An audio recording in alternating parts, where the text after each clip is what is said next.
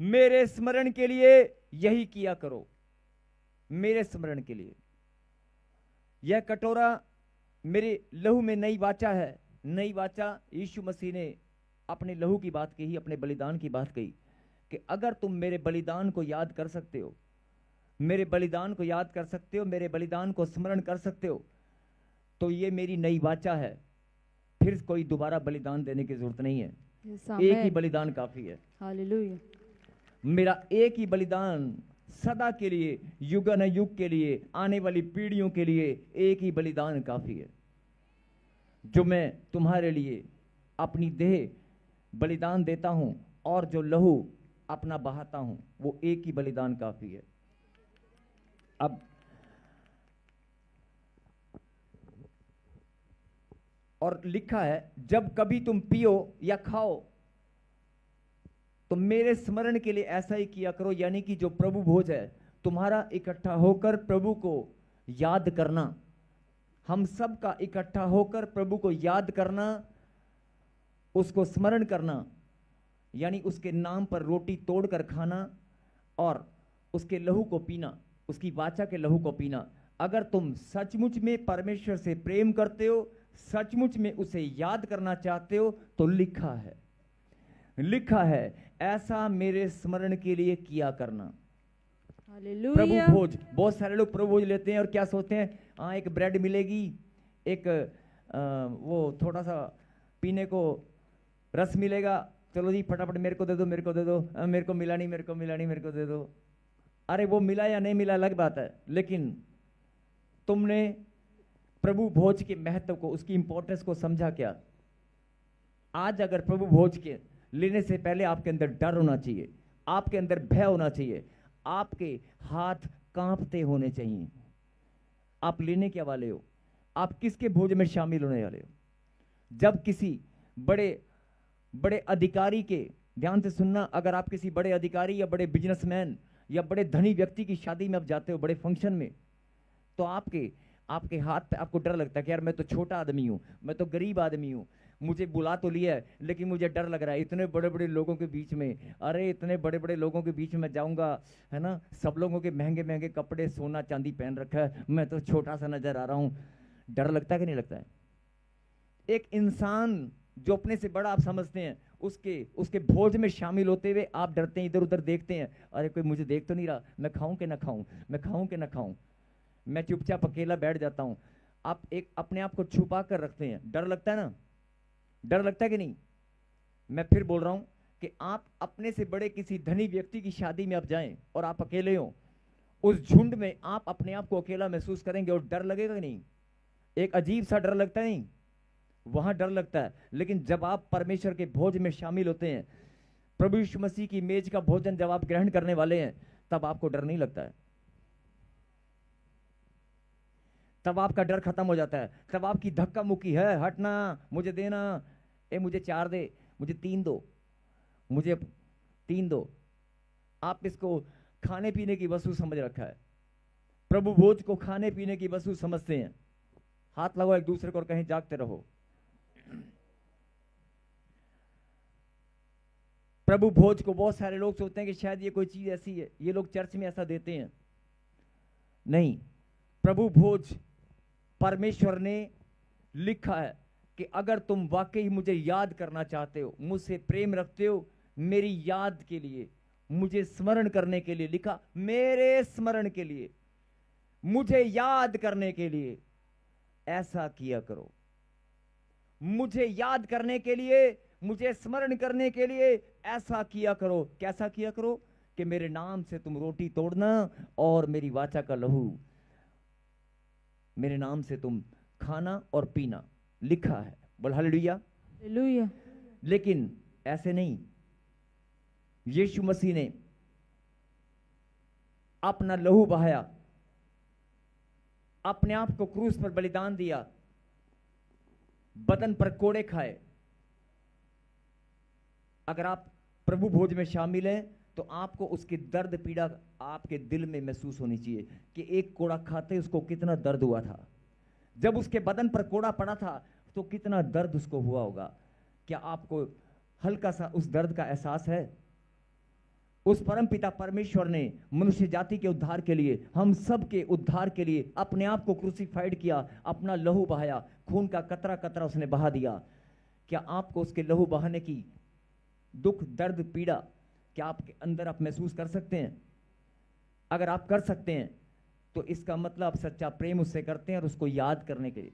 उसने कहा मेरी देह और लहू, मेरी देह और लहू। अब एक और बात ध्यान से सुने। जब आपने वचन को पढ़ा तो उसमें परमेश्वर ने कहा, रोटी को तोड़कर प्रभु ने क्या कहा? ये मेरी देह है,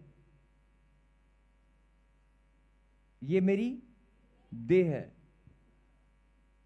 और एक वचन में आपने पढ़ा होगा, कलीसिया मेरी देह और अंग है। रोटी को परमेश्वर ने अपनी देह कहा। आज जो लोग बात करते हैं ना, फिर से हाथ लगाएं एक दूसरे को, कहीं जागते रहो। आज जो लोग बात करते हैं कि परमेश्वर तू है कहां, परमेश्वर तू है कहां, परमेश्वर मैं तुझे ढूंढ रहा हूं, तुझे खोज रहा हूं, मेरी विनती और प्रार्थना परमेश्वर आप सुनते नहीं है, मैं बहुत लंबे समय से पुकार रहा हूं। अरे परमेश्वर तुम्हारी प्रार्थना सुनते नहीं है या तुम कहीं गुम हो गए हो। परमेश्वर ने साफ साफ लिखा है, रोटी जब तुम तोड़कर खाओगे, रोटी मेरी देह है। और अगर तुम उस रोटी को ग्रहण करोगे, रोटी को प्रभु ने क्या कहा? दे। उस रोटी को जब तुम ग्रहण करोगे तो परमेश्वर की देह तुम्हारे अंदर आएगी, नहीं आएगी?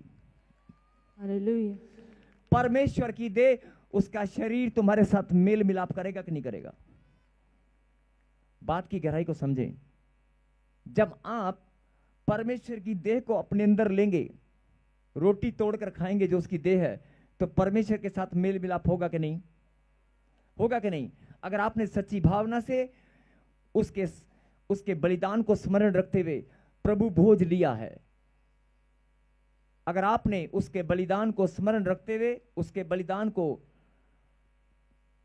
याद करते हुए अगर आपने उसकी प्रभु भोज की रोटी को तोड़कर अगर खाया, तो प्रभु ने कहा वो रोटी नहीं मेरी देह। और जब जिस देह को तुम अपने अंदर ग्रहण करते हो तो सीधा सीधा परमेश्वर से मेल मिलाप करते हो। आमीन। और अगर तुम्हारा मेल मिलाप परमेश्वर से है, अगर तुम्हारा परमेश्वर से मेल मिलाप डायरेक्ट है, तो बीच में एजेंट का क्या काम है?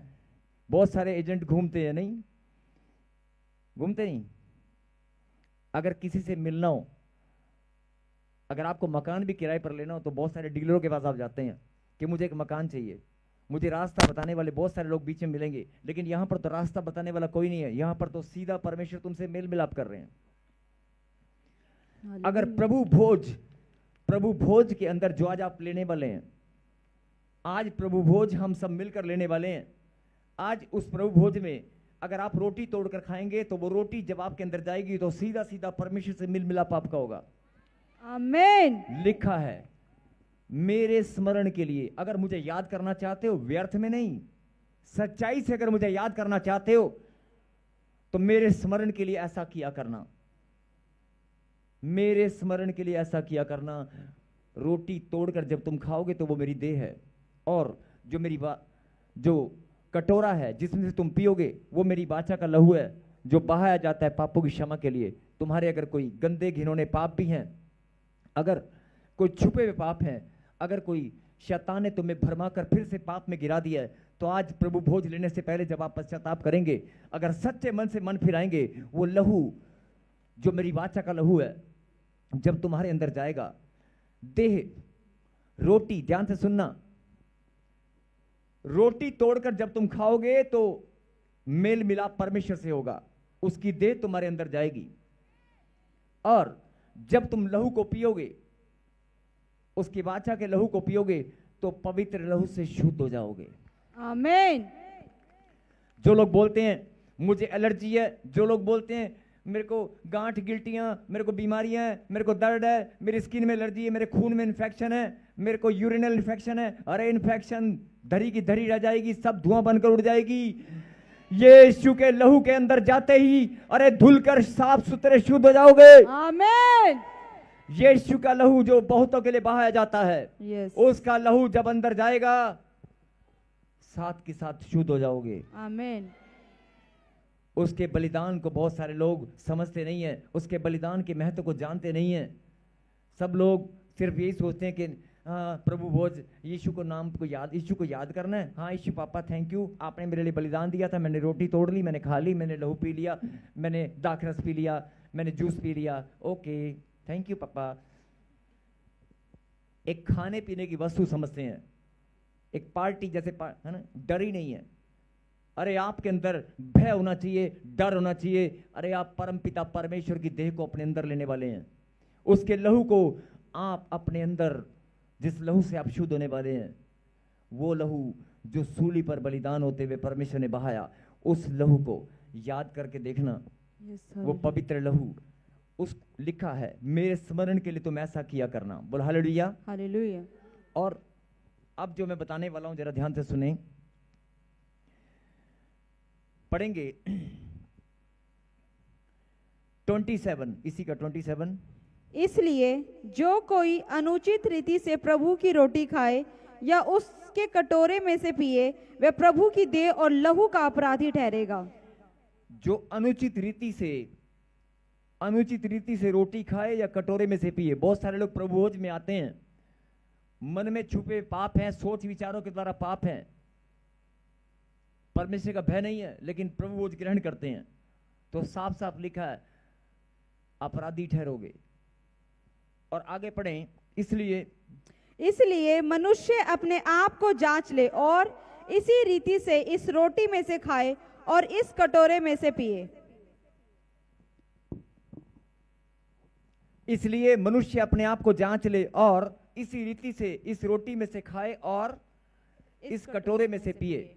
अपने आप को जांच लेना, अपने आप को जांच लेना।